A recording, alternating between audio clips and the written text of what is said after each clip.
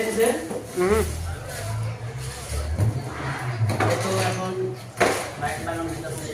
এই বইটার উপর বলা হয় মাপ কিভাবে লাগানো হয়